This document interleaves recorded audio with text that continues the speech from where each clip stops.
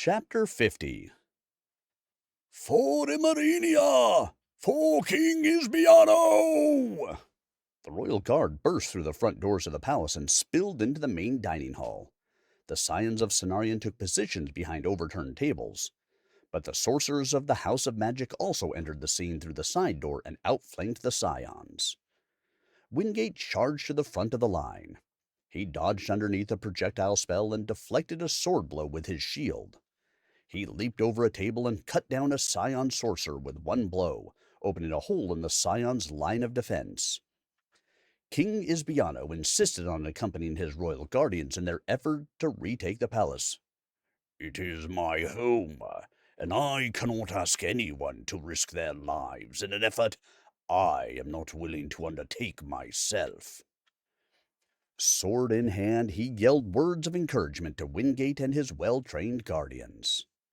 The scions, all of whom were acolyte-level sorcerers, floundered against experienced house spellcasters.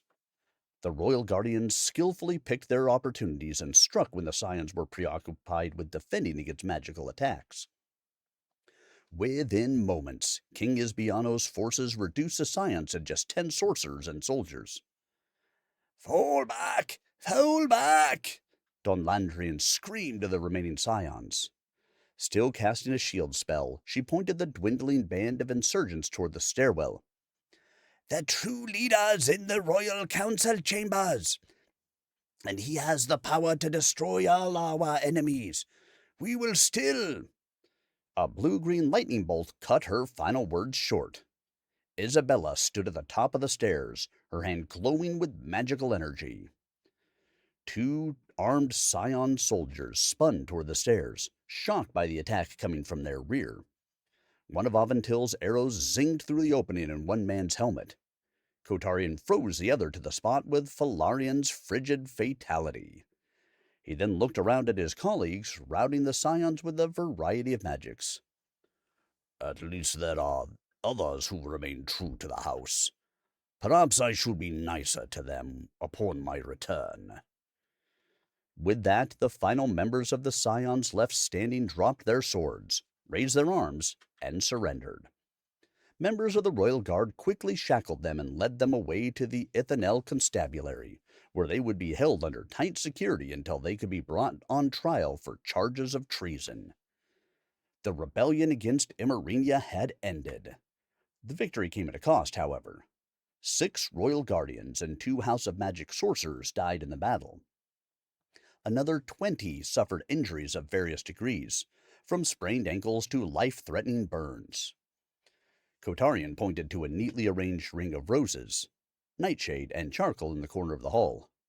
"Look at this. They were preparing another blight spell when we arrived." Aventil put his hand to his face. "And the king and his royal guard were its intended targets. Had we not broken their spell?" "But we did, my rich friend. See, the king is hale and hearty." After ensuring that the wounded were receiving care, Isbiano pushed his way through the ruined dining hall. Isabella ran down the stairs to meet him. "Oh, father, I feared that—" Unable to finish, she buried her head into his chest and pulled him in tightly. "You know I could not do that to you, dear daughter." He brushed the princess's hair from her face. "I am proud of you, Isabella. You and your friends have saved our kingdom." "That means more to me than you can ever know, father. But unfortunately, our work is not yet done." "Salandrian," Aventil hissed. "Yes, we cannot celebrate our victory until he is brought to justice." "And until we know Bok is safe," Isabella insisted. Isbiano pursed his lips. "Bok, the young healer from Solar Valley. What does he have to do with this?" Isabella's voice trembled. "Everything, father. I pray his courage did not bring about his sacrifice."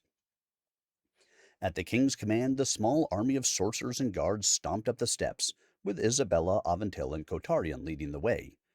When they entered the antechamber of the royal council chambers, uh, uh, Isabella and Aventil, bow in hand, ran to the double doors. But Kotarian raised his palm. Wait! Behind those doors is the most powerful sorcerer Emerenia has known in 300 summers. We must remain cautious. And believe me, I do not say that lightly. You accursed spellweaver! Bok is in there with that demon. If there is a chance he still lives. Believe me, Aventil, I take no pleasure in saying this, but we must assume that our friend is already gone. Kotarian folded his hands at his waist and sighed heavily. Creak! One of the double doors slowly opened. The guardians drew their swords as a single unit. Every sorcerer chanted, illuminating the antechamber with blue-green magical energy. The king held up his fist, waiting to give the command to attack. Then a young man in blood-soaked servant's clothes wobbled out into the light. Bok! Isabella shrieked. Oh, praise the Exalted One! You are alive! Aventil grabbed Bok's arm and gently lowered him to a chair. You are a most welcome sight, my friend. But Salandrian? In there, unconscious, Bok croaked.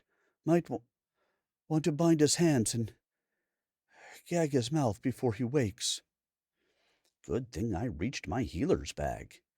Still, I'm getting blood on the king's good furniture. Probably shouldn't do that.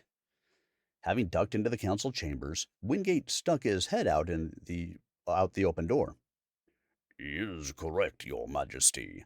Salandrian is in royal guard custody, and we have Mr. Omart to thank. By Lenorian's laborious lectures, the peasant won! Kotarian put his hands on his knees and chuckled. He even smiled at Bok.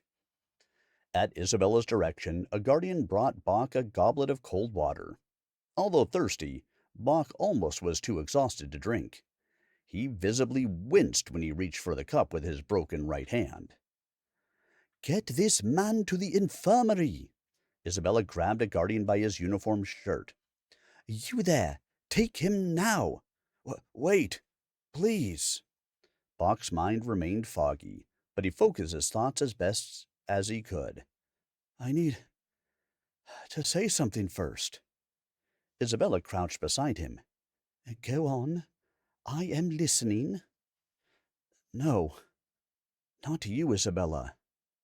To your father. He pointed to the king. To me? Isbiano raised his eyebrows. Very well, young man. What do you wish to say? The king joined Isabella, Aventil, and Coragian in crowding around Bok, waiting to hear the young peasant's words. The others kept their distance, out of respect for the king's privacy. Bok paused. I am a serving-class boy. Who am I to make demands of the king? But Isbiano has to hear this, in case I don't survive. He cleared his throat. Tell the truth, your majesty. Tell the truth to the kingdom about the acumen for high magic.